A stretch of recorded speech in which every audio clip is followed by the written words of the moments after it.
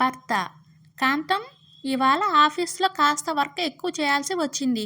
ఏదైనా జోక్ చెప్పు, కాస్త రిలాక్స్గా నవ్వుకుంటా. భార్య: మీరు ఊరుకోండి, ఉదయం నుంచి పనులతో నిమిషం కూడా తీరికలేదు. భర్త: సూపర్ జోక్, ఇంకొకటి చెప్పు.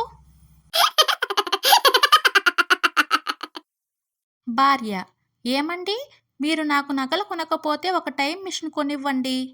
భర్త: దాంతో ఎక్కడికి వెళ్తావు? భార్య: శ్రీకృష్ణదేవరాయల కాలంలో వజ్రాలు బంగారం సంతల్లో అమ్మేవారంటగా, అక్కడికి వెళ్ళి నాకు కావలసినవన్నీ కొని తెచ్చుకుంటా. శిష్యుడు: పెళ్ళంటే ఏంటి గురువుగారు? గురువుగారు: చేసుకునే వరకు వావ్ అనిపించేది, చేసుకున్నాక వామ్మో అనిపించేదే నాయనా. ప్రియ: ఏమైంది బేబీ, మూతి అలా వాచిపోయింది? రాము: చీమలు కుట్టేశాయి బేబీ. ప్రియ: చీమలు ఎందుకు కుట్టాయి? రాము: రాత్రంతా నిద్రలో నీ పేరే జపిస్తూ ఉన్నాను. ఆ స్వీట్ వాసనకు చీమలు కుట్టాయి. అంత స్వీట్ నేమ్ ఎందుకు పెట్టుకున్నావు? లత: ఏమండి, సినిమాల్లో హీరోలు హీరోయిన్లు ఎంత బాగా ప్రేమిస్తారో కదా.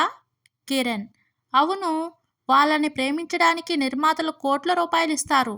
మరి మీ నాన్న నాకు ఇచ్చింది ₹1,00,000 మరి.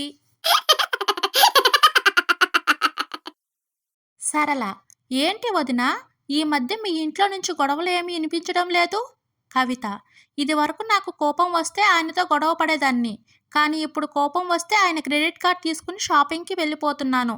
అందుకే ఆయన నాకు కోపం రాకుండా జాగ్రత్తగా చూసుకుంటున్నారు.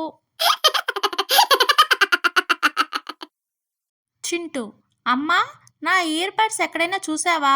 నిన్ననే కొన్నాను.